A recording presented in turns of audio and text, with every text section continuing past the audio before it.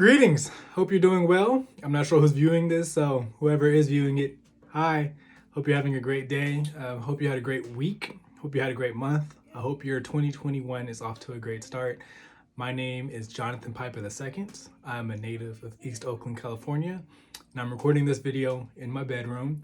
So this is where I've grown up and this is where I currently live. You look behind me, there's a poster of me and my cousin.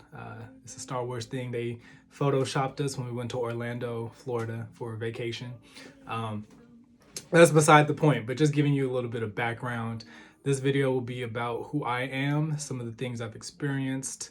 This is supposed to be about mental health, so I'll share with you some of my positives, my negatives, some ways I've engaged with my mental health, ways I've overcome, what the actual definition of mental health is, especially for those who identify as a Black male in East Oakland, or if you're a Black male somewhere else in another state, another city, just what it's been like for me as a Black male in my environment and how I've processed my emotions and my mental health and just what that looks like. So, mental health is a very broad topic. It can be your emotions, it can be your mentality, just the thoughts that you have. There's so many things that can fit under the umbrella of mental health. And it's very important that we acknowledge what that looks like and how we take control of our mental health. How does our mental health get attacked by outside forces, and just what it means to take care of yourself mentally and what health looks like for yourself. So for me, mental health is really being aware of who you are and how you're feeling and what's going on in your world, and just taking accountability of your feelings and how your actions really control your reality.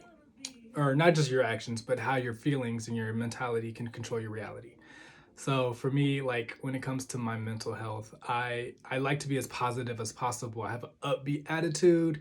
I'm a Virgo. I'm an August Virgo. So that's part of my identity. Let me go into my identity. So I am 19 years old from East Oakland, California, graduated from high school in 2019 from an Oakland public school. And I always have had a positive outlook on life. I've always tried to be upbeat and make other people happy, other people smile. Um, and a lot of times when you try so hard to make other people happy, it compromises your own happiness. So that's definitely something to look out for when you talk about mental health, is the way that people can influence how you're feeling. So I'm from Oakland, California, as I've mentioned, and I've gone to school all throughout my years in Oakland Unified School District. And let's see, it's been a long journey and it's still ongoing. So just because if you are in high school or in middle school or in elementary school or whatever grade you're in, don't think just because you made it to the next level or just because you graduated that you're done. The journey doesn't stop. Your education is still important, and it still is very important that you recognize how your mental health has altered along the way.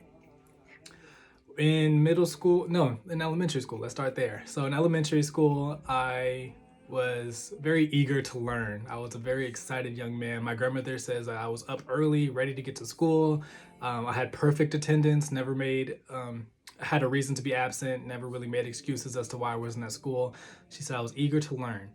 And so I don't really remember, you know, those positive feelings when it comes to school, because the more you get, the longer you go, the harder it gets and the less you want to be there, and the harder it becomes depending on the type of person you are, but for me, it got a little hard. I was never a 4.0 student, never really made it onto the honor roll, but that was only after my sophomore year in high school. So a lot of times that also came down on my mental health, because a lot of people put their expectations onto me. And when you put expectations onto young men, young Black men, and you want them to be a certain way, it's not easy for us to find out who we are. And it's not easy for us to really be authentic when we're coming into spaces, because we're always thinking about the person next to us. Well, what if I'm not as good as them? What if they don't like me because of something that I don't do, right? So for me, I was compared to people a lot. My family members, other students, like, why aren't you excelling and someone else is excelling? And it wasn't really, I didn't have space to grow and to evaluate what set me apart from other people. So that was a difficulty when it comes to education, right? And I just think that a lot of times it's important for you to identify with who you are. Just be accepting of who you are. Don't really allow other people to project who they want you to be onto you. Because if I'm trying to make someone else happy, that compromises my own happiness, and I'm no longer authentic. I'm not Jonathan Piper the second. Now I'm trying to be the Jonathan that you want me to be, not the Jonathan that I'm becoming or I want to be. So that's one thing, is definitely don't compromise yourself for other people, and do not allow other people's expectations to dictate who you become on your journey. When I got to middle school, again, things get harder. You know, you had to do math, and we had Common Core math, which kind of shifted the way we learned math and the way that we applied our mental skills to our math homework. You know, we had to do active annotations in science, and I was just like, if I'm reading it, I have to read and mark it and do a comment and highlight it. So it was very hard for me to, one, develop who I was as a person, like in terms of building relationships with students, with teachers, with getting my homework done, being present with my parents, and really feeling accepted when my grades aren't always the best. And so if my grades aren't good, a lot of times that was my character. People were like, well, it doesn't matter how good you are at talking with other people. Your grades are bad. You're a bad student. What's wrong with you? You know, and a lot of times that also made me feel sad. You know, made me feel depressed. When I was younger, I was very chubby, so I didn't always feel positive about my weight. And all of these things come together to make you who you are. So if you're unhappy in one area, it's going to lead to unhappiness in other areas. It's very difficult to be happy in all areas. So that's why personal acceptance is a very big thing for all of us. You know, if you accept yourself, it doesn't matter what other people want you to be or want you to look like, as long as you are happy with who you are and what you are. And if you're unhappy, it's okay to change and really seek out the necessary support to change who you are. So let's see. Elementary school, excited, developing. Middle school, not so much, kind of still navigating, very eager. I was called lazy. You know, I would get home, do my homework, start playing video games or start watching TV. And there were people who wanted me to pick up a book and read, or wanted me to go outside and be active. But because I didn't do that, I was called lazy. You know, I would say verbally abused, but it was like people wanted to do tough love. People wanted to project, of course, who they wanted me to be onto me. And when I didn't accept that, I was, not uplifted, and people didn't speak to me in a positive light and help me to accomplish the goals that they wanted me to accomplish. So that really had a negative impact on how I felt. You know, I would oftentimes relive negative conversations in my mind, and it wouldn't be positive because now I'm just having negativity in my mind. And of course, your mindset is the most important. If you think positive thoughts, positive things will happen. But if you think negative thoughts, negative things will happen. And a lot of times we stay stagnant because we're always looking at the bad things or the negative things that's happening. So of course, I just want to let anybody know, if you're experiencing issues where people are talking bad at you, or you're not having positive feedback, you're not having positive affirmations, what I want you to do is look yourself in the mirror. And this is going to be awkward. This is going to be sad. This is going to be weird. But this is a step to help you heal. Look yourself in the mirror. Tell yourself 3 good things about yourself. And then tell yourself you love yourself. Now, if you can't look in the mirror, get a journal, write it down, put the date, put the time, and just write down 3 good things about yourself, and try and get something different each time. And remember to always tell yourself you love yourself. Because if you love yourself, you don't need anyone else to love you, as long as you love yourself, okay? So middle school was about me accepting myself and having personal love for myself, because without that, I would have been depressed and really falling into what other people wanted me to do and not really becoming who I wanted to become. And I'm a teenager. When you're a teenager, you're experiencing so many different emotions that you can't really control or that you don't understand. I had braces, I had pimples and acne, and it was awkward. But then when I got to high school, it was a whole new world. So it was a fresh start. A lot of people didn't remember who you were back in elementary, middle school. So now they're looking at you as a cool kid. You're a teenager. You have the opportunity to decide who you want to be and build on that person. Whole new teachers, whole new environment. But with all the positives also comes some negatives. So you have to really be careful. For me, it was helpful to find organizations that helped me with my identity. For instance, in Oakland, we had African American Male Achievement. There's the Kingmakers of Oakland initiative. We had Restorative Justice. Um, there were so many different programs that I was in. College Track Oakland, KDOL Youth Beat, that helped me to hone in on who I was and who I wanted to become. So not just who you are presently, but who do you want to be 5 years in the future? What goals do you want to set for yourself to make it further, right? When it comes to mental health, especially in high school, you have to be careful with your words. How do you allow people to talk to you? How do you talk to yourself? A lot of times if I didn't do something that I wanted to do, I'd be like, oh, I'm so stupid. How did I forget to do my homework? Or, oh, I'm just so stupid. How do I not know the answer to that question? And when you talk bad about yourself, it's not going to breed positive results.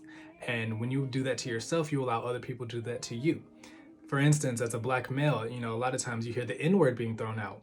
And I've said it before, when I was little, with my cousins and we're watching a movie and we see a character say it and then we think it's okay to say it. We start putting that negativity and that hate in the air.